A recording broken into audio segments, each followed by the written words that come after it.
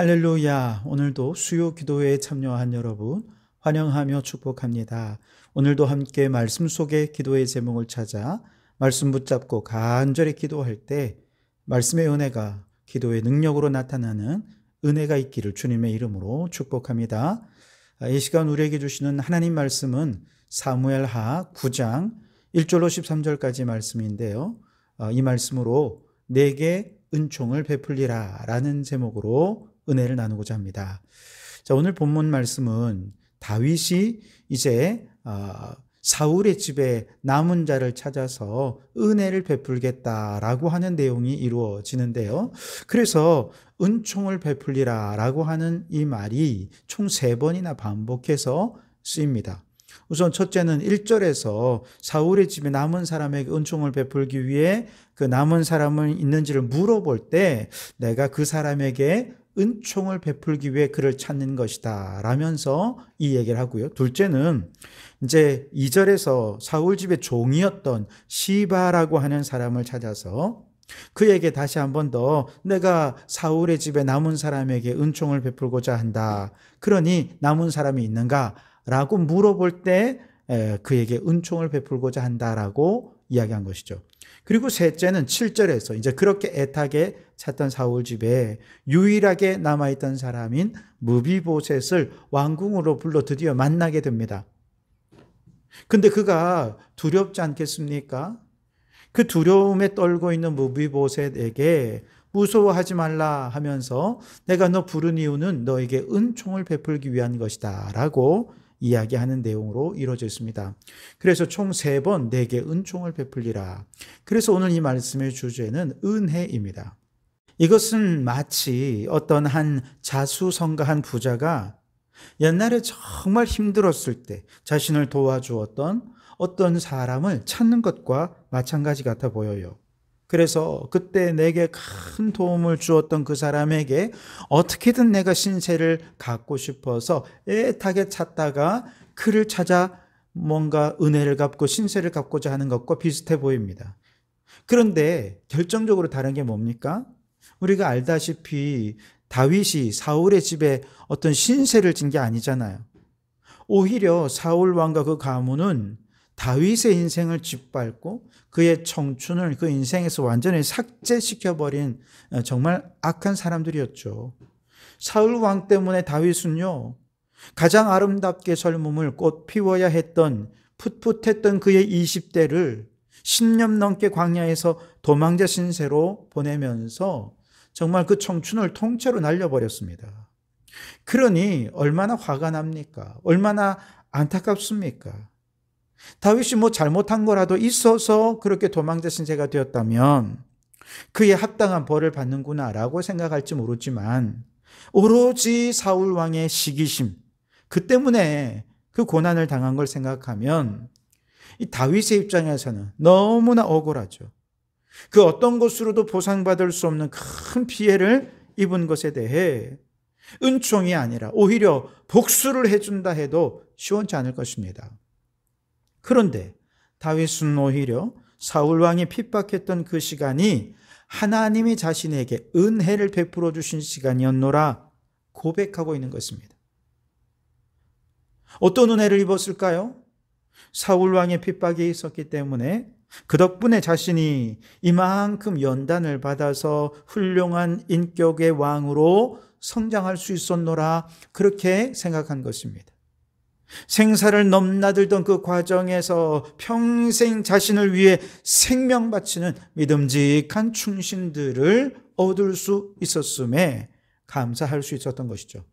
영적으로 보아도 바로 이 순간이 있었기에 그 고난 속에서 더 굳게 하나님을 믿고 의지하는 전적인 믿음이 있었기에 이렇게 믿음 좋은 왕으로 설 수 있었던 것입니다.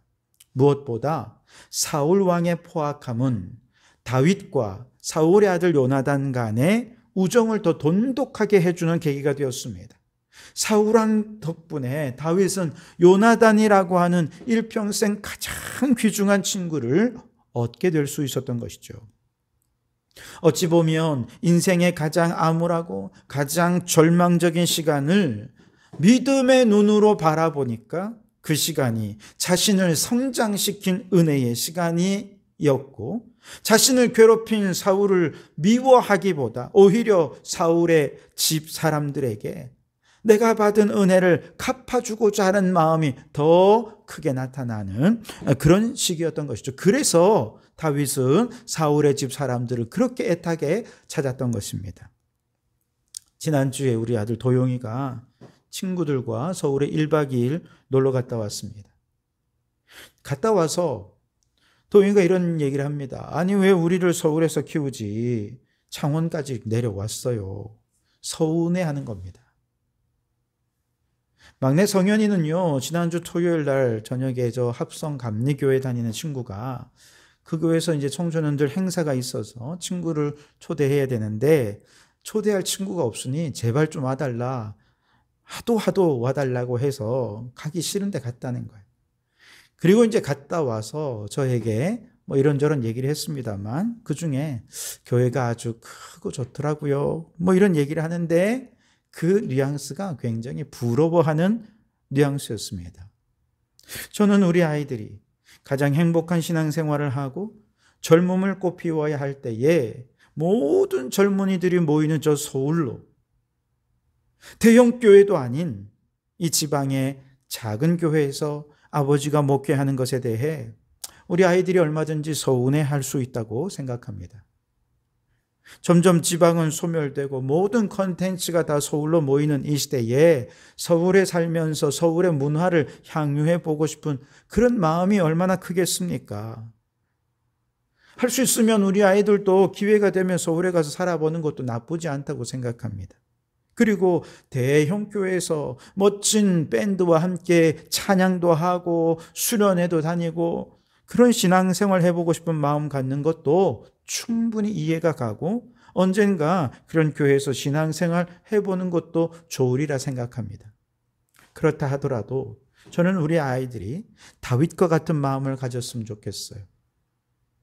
물론 지금 이 시간이 그들의 인생에 암울하고 절망적인 시간이란 얘기는 아닙니다만 지금의 성장의 환경과 신앙생활의 환경을 단지 서운해하고 왜 이런 환경에서 나를 키웠느냐 원망하는 것이 아니라 오히려 우리 아이들의 인생에 있어서 지금 이 시기야말로 하나님의 은혜를 가장 크게 입은 시기였노라고 믿음의 눈을 열고 바라보며 감사의 고백을 할 수 있는 믿음의 자녀들이 될 수 있기를 바랍니다. 그 중에서도 저는 우리 아이들이요, 서울의 저 과열된 경쟁 속에서 스트레스 받으며 학창시절 보내지 않는 것에 대해 감사했으면 좋겠어요. 또한 다윗에게 요나단이라는 좋은 친구가 있었던 것처럼 중고등학교 시절 우리 아이들이 다 얼마나 좋은 친구를 사귀었는지요. 지금까지도 그 친구들과 교제하면서 해외로 여행도 다니고 군대도 같이 가고 그러면서 좋은 친구들과 교제할 수 있는 이 모든 것이 바로 이곳 창원이었기 때문에 가능한 것이었다라고 믿고 감사할 수 있길 바랍니다. 서울에서보다 지방 소멸의 위기를 온몸으로 느끼며 지방 소멸의 위기를 극복하는 지역의 인재가 되어 보겠노라 꿈을 꿀 수 있다면 아마 서울에서 느끼지 못하는 더 값지고 의미 있는 지방 생활을 할 수 있지 않을까. 그리고 그에 대해 이 모든 것이 다 하나님의 은혜였노라고 감사하게 되지 않을까 생각합니다. 뿐만 아니라 저는 대형 교회에서는 결코 느낄 수 없는 우리 교회만의 사랑과 교제가 있는 정말 우리 성도교회가 너무 좋습니다. 우리나라에 많은 교회가 있지만 녹색교회로서 창조주 하나님의 신앙을 고백하며 내가 구원받은 이유가 창조 질서 회복을 위한 것임을 깨닫고 이 시대의 위기인 기후위기에 대처하기 위해 실천하고 노력하는 그런 교회, 여러분 우리나라에 그렇게 많지 않습니다. 그래서 우리 아이들이 나중에 컸을 때 이렇게 사랑이 풍성한 교회에서 우리의 신앙 고백이 이 시대의 위기를 어떻게 극복해 가게 되는지를 떠올리며 성도교회에서 신앙생활했던 이 시기를 기뻐하고 자랑스러워하는 우리 아이들이 되기를 간절히 소망합니다. 중요한 얘기는 다윗은 인간적으로 보면 가장 괴롭고 가장 절망적이고 도무지 꿈꾸는 것이 불가능했던 그 시간들을 오히려 하나님께 은혜 받았던 시간이다. 은혜가 충만했던 시간이다. 그렇게 감사한 마음으로 기억하면서 이제 내가 이렇게 큰 은혜를 받았으니 그 은혜 갚고 싶다 하는 마음으로 사울의 집 사람들을 찾고 있었다는 것이죠. 여러분, 혹 여러분 가운데 여러분이 살아가는 지금 이 시간이 어둡고 절망적이고 하루하루가 고난과 고통으로 힘든 시간을 보내시는 분이 계시진 않습니까? 그러나 여러분, 지금 이 고난의 시기를 그저 빨리 지나가 버리고 기억하기도 싫은 시간으로 여기지 마시기 바랍니다. 오히려 믿음으로 바라보면 바로 지금 이 고난의 시간이 하나님의 은혜가 가장 크게 임하는 시간, 하나님의 축복이 가장 많이 임하는 시간임을 깨달으실 수 있길 바랍니다. 그 어느 때보다 하나님을 가장 친밀하게 경험할 수 있고 하나님과 교제하는 삶의 기쁨을 그 어느 때보다 깊이 경험하는 시기가 될 것입니다. 바로 지금이야말로 지금이 최고의 고난의 때 내 옆에 있어주는 사람, 나를 위해 기도해주는 사람, 바로 이 사람들 요나단 같은 사람들이에요. 그들이 내 곁에 있는 것으로 인해 기뻐하고 감사하는 여러분들이 되시기 바랍니다. 그래서 바로 지금 이 고난의 시간, 이 신앙생활하는 이 순간들이 정말 내 인격과 내 신앙이 성숙하는 자양분이 되었노라 고백하는 우리 성도들이 되실 수 있기를 바랍니다. 그러므로 지금 고난의 시간 속에 만남의 복을 주시고 영적 성장의 복을 주시며 그렇게 하나님의 은혜가 소낙비같이 쏟아지는 은혜를 경험하고 감사함으로 그 믿음이 점점 성장해 갈 수 있기를 바랍니다. 지금이야말로 하나님을 생생하게 만날 수 있는 절호의 기회임을 깨닫고 더 주님께 매달리십시오. 그래서 기도 중에 살아계신 하나님을 만나고 꿈도 꾸고 환상도 보고 그렇게 은사도 체험하면서 믿음이 성장하는 여러분 되시기를 주님의 이름으로 축원합니다. 자, 이처럼 은혜를 갚고자 하는 마음으로 사울의 집에 남아있는 사람들을 찾았어요. 그랬더니 사울의 집이 완전히 몰락하고 남은 사람이 아무도 없는 것입니다. 그 중에 유일한 한 사람 무비보셋을 겨우겨우 찾아냅니다. 그런데 그 무비보셋은 양다리가 다 절룩거리는 장애인이었던 거죠. 아주 비참한 삶을 살고 있었습니다. 그래서 다윗은 그를 불러 왕으로서 자신이 할 수 있는 최선을 다해 그가 베풀 수 있는 은혜를 베풀어 줍니다. 7절 하반절에 보시면 내가 네 할아버지 사울의 모든 밭을 다 네게 도로 주겠고 또 너는 항상 내 상에서 떡을 먹을지니라 하니 그랬어요. 여기 보면 두 가지 은혜를 베풀었죠. 첫째는 사울 왕의 밭을 돌려주겠다는 거예요. 왕의 밭이 얼마나 크고 얼마나 좋은 밭이었겠습니까? 그 밭을 다시 돌려주겠다는 것이죠. 그러나 장애인인 무비보셋이 어떻게 농사를 짓겠어요? 그래서 10절에 보면 이제 사울의 종으로서 사울의 남은 재산을 관리하고 있던 시바에게 명령을 합니다. 너와 내 아들들과 내 종들은 그를 위하여 땅을 갈고 거두어 내 주인의 아들에게 양식을 대주어 먹게 하라. 그렇게 명령했어요. 그러자 11절에서 시바가 왕께 아뢰되 내 주 왕께서 모든 일을 종에게 명령하신 대로 종이 준행하겠나이다 하니라 그랬어요. 사실 어쩌면 시바는 무비보셋은 장애인이라 경작을 못하니 사울의 남은 재산 이렇게 관리하다가 은근슬쩍 자신의 소유로 삼고 자식들에게 물려줘야겠다, 아마 그런 생각을 하고 있었을지 모릅니다. 그런데 왕이 그를 무비보셋의 종으로 임명하고 무비보셋을 위하여 토지를 경장하라 명령했더니 그대로 순종할 수밖에 없었던 것이죠. 이처럼 무비보셋을 위하여 철저하게 모든 것을 그에게 돌려주었습니다. 둘째는 무비보셋을 왕의 식사 자리에 함께 앉아 먹을 수 있는 특권을 주었습니다. 7절 하반절에 보시면 또 너는 항상 내 상에서 먹을지니라 했습니다. 이 사실을 시바에게도 분명히 알려줘요. 10절 하반절에 내 주인의 아들 무비보셋은 항상 내 상에서 떡을 먹으리라. 왕이 지키는 사람이고 왕이 함께하는 사람이라니 함부로 할 수 없지 않겠습니까? 그러니 11절에 무비보셋은 왕자 중 하나처럼 왕의 상에서 먹으니라 그러면서 시바도 그의 종으로서 섬길 수밖에 없었던 것이죠. 자, 여러분 놀랍지 않습니까? 그렇게 하나님 말씀에 불순종하며 다윗을 괴롭히던 사울 왕은 그 집안이 완전히 몰락해버렸어요. 다윗이 사울의 집에 굳이 복수할 필요도 없을 정도로 하나님이 그 집안을 완전히 소멸시켜버리면서 사실 하나님이 다윗을 위해 복수해 주신 것과 마찬가지가 되었습니다. 반면에 하나님의 말씀에 순종하던 다윗은 어떻습니까? 사울 왕은 끝까지 존중하고 믿음으로 그 고난의 시기를 잘 끝냈더니 하나님께서 그에게 얼마나 큰 복을 내려주셨는지 모릅니다. 여러분, 이와 같은 사울과 다윗의 대비되는 삶은 무엇을 말합니까? 결국 원수는 하나님이 갚아주신다는 것이죠. 그러니 원수 갚는 데 시간 빼앗기지 말고 주님의 말씀에 순종하며 하루하루를 믿음으로 살아가는 알찬 믿음의 삶이 더 중요하다는 것입니다. 어떤 사람은 자기 집을 망하게 한 원수에게 복수하기 위해 한평생 그를 쫓아다닙니다. 결국 그를 찾아내서 만나서 복수하려고 하는데 보니까 오랫동안 폐병을 앓아서 그냥 죽기 직전인 그 사람을 만난 거예요. 그때 그는 비로소 후회했다는 거예요. 복수를 못한 것에 후회한 것이 아니라 복수할 가치가 없는 사람을 두고 한평생 복수하겠다고 쫓아다니며 시간을 허비했던 지난 날을 후회했다는 것입니다. 그렇습니다, 여러분.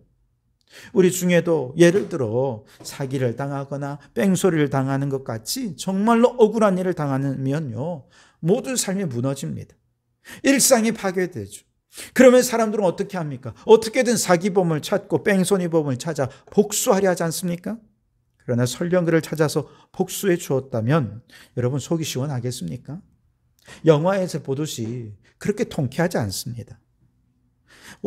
혹시 잠깐 통쾌함을 느낄지 모르지만 아마 그 마음속에 이내 찾아오는 마음은 저런 인간에게 복수하려고 내가 지금까지 이 고생을 했단 말인가? 라고 하는 생각일 것입니다. 그리고 후회하게 될 것입니다. 생각해 보십시오. 근본적으로 우리의 원수는 저 사기범이나 뺑소니범이 아니에요. 그 이면에서 그를 사기치게 만들고 뺑소니하게 만들고 악하게 만드는 마귀가 더 큰 원수인 것이죠. 그래서 우리는요, 어떻게든 사람을 원수로 삼는 것이 아니라 그 사람을 조종하는 악한 마귀를 원수로 삼고 마귀를 대적하는 자가 되어야 할 것입니다. 사실 알고 보면 저 원수 같은 사람도 마귀에게 코 깨어가지고 마귀의 종로를 타는 불쌍한 사람 아니겠습니까? 그러니 사람은 불쌍히 여기며 그를 위해 기도해 주되 원수 마귀는 예수 이름으로 대적하여 물리치는 원수를 분명히 아는 성도들이 되시길 바랍니다. 마지막에 우리가 저 천국에 올라갈 때 하나님께서 우리에게 많은 상급을 주실 것입니다. 근데 그 중에 가장 큰 상급은 원수를 사랑하는 상급일 것입니다. 여러분, 원수 같은 사울의 집안에서 손자 무비보셋을 찾아서 장애인으로서 사람 대접도 못 받던 그를 왕의 식탁에 앉게 해주었습니다. 모든 재산을 그에게 돌려주었습니다. 그때 다윗은 그동안 사울 왕에게서 받았던 수많은 수모와 수치와 수많은 상처들이 정말 주님이 치유해 주시는 그 치유의 손길로 완전히 치유되는 걸 느꼈습니다. 그리고 이렇게 건강한 마음으로 그에게 모든 은혜를 베풀면서 이렇게 은혜를 베풀 수 있는 이러한 위치에 서게 해주신 하나님께 또 감사를 드렸을 것입니다. 그래서 여러분, 원수 같은 사람에게 갚을 수 있는 최고의 복수는 그를 찾아가 당한 대로 돌려주는 게 아니라 내가 더 행복해지는 게 진짜 복수라는 거죠. 다윗은 보복하기보다 하나님 안에서 은혜를 베풀며 더 행복해지는 것을 보복의 수단으로 삼은 것이죠. 원수를 사랑하는 것이야말로 최고의 보복이라는 것입니다. 여러분, 원수를 갚으며 보복한 사람이 멋있습니까? 원수를 사랑하며 그에게 은혜를 베푸는 사람이 멋있습니까? 바라기는 우리 성도들은 보복이 아니라 사랑으로 은혜를 베풀면서 정말 누가 봐도 멋있고 누가 봐도 매력 있는 그리스도인으로서 저 원수들이 부러워할 정도로 행복한 그리스도인으로 살아가는 성도들이 되시기를 주님의 이름으로 축원합니다. 기도하겠습니다. 주님, 내 인생의 가장 암울하고 절망적인 시기를 가장 많은 은혜를 받은 시기로 깨닫는 믿음의 눈을 열어주시옵소서. 과거의 원수 같던 자에게 보복하기보다 은혜를 베푸는 사람이 되게 해 주시옵소서. 예수님 이름으로 기도하옵나이다. 아멘.